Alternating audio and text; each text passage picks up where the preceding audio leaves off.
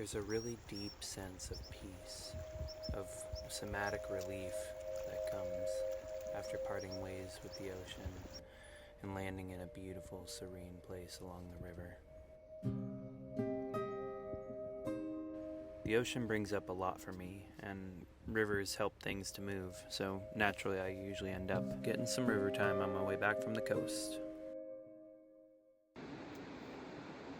I'm here at one of my favorite places, and I'm excited to share this place with you. The reason we're here is because I have a bit of an obsession with a very special stone.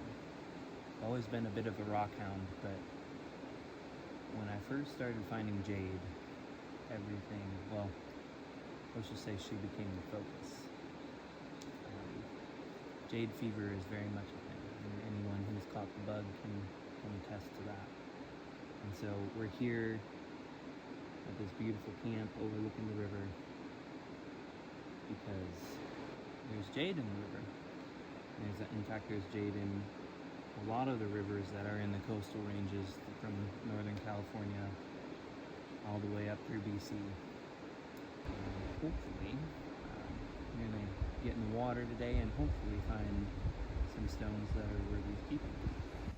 Even though the walk to the river was relatively short, it was ripping hot out, and so first chance we had, we jumped in.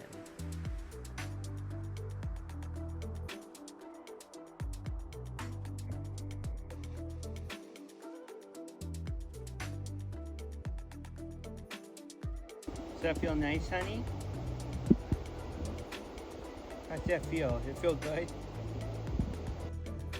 Now, finding Jade can be kind of tricky unless you know what to look for, and that's because it's such an ambiguous stone. In Chinese lore, it is said that it appears as a stone cast in moonlight. It definitely has a certain glow to it, like silvery sheen, and looks kind of like stone that's been scrubbed with soap and is all sudsy. Oftentimes when people picture Jade, they see a bright green stone, but Jade can actually be just about any color, and oftentimes isn't that deep emerald green that you would imagine. Generally, after I pick up a stone, I'll take it over to the water and get it wet just to get a better idea of the level of translucency that it has. Now with this one, you can see where I indicate with my thumb, there is a decent amount of translucency. It's like a greenish blue color and would probably be a pretty nice stone, especially for carving. But because I'm living out of the truck right now, I'm being extra picky and only taking the best of the best.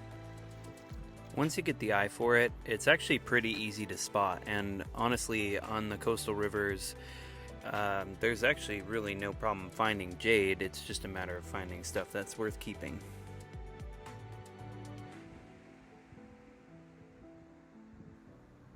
Jade is such a fascinating stone, and quite useful as well. For millennia, it's captivated cultures around the world. It's been highly prized not only for its beauty, but its incredibly high tensile strength, which makes it very useful for making stone tools such as adzes or axe heads. Tools that need to hold a keen edge and be able to withstand a high impact.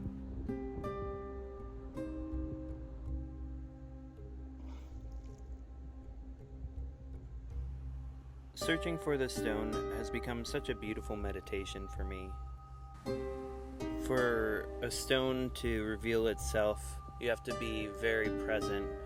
The lighting has to catch it just right, and you have to be there in order to see it. And it's just a great way to get out into nature.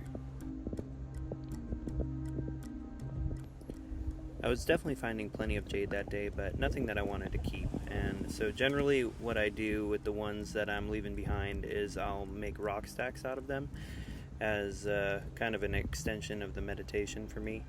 And this one was way too big to justify taking, though it was very nice stone, probably about 100 pounds. And so I did my very first rock stack in the river, which might not seem too impressive, but because it was in the current of the river, it wasn't all that easy.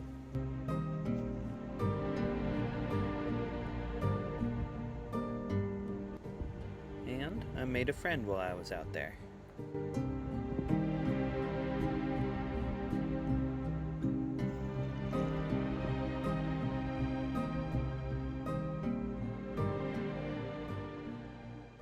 Honestly, I would say that diving for jade is one of my absolute favorite things to do, especially in the ocean.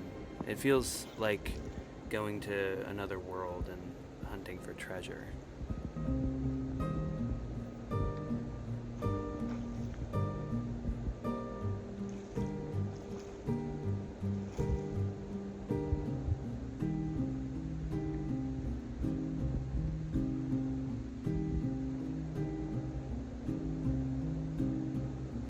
Sometimes when you're just floating along in the current, the stones just pop out at you, like this one here, which was a really nice stone, beautiful, almost all white piece of jade that I ended up leaving behind just because I'm, like I said, saving room for the best, but it was still a really fun stone to find.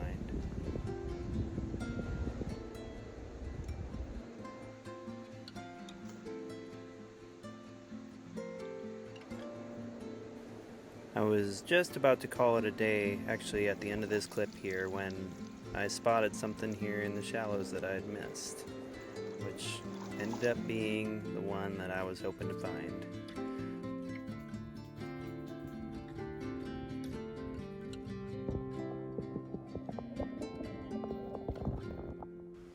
It always feels so special when you find a really nice piece that's just sitting right on top of everything. And they tend to have a glow that's a little bit brighter than the rest.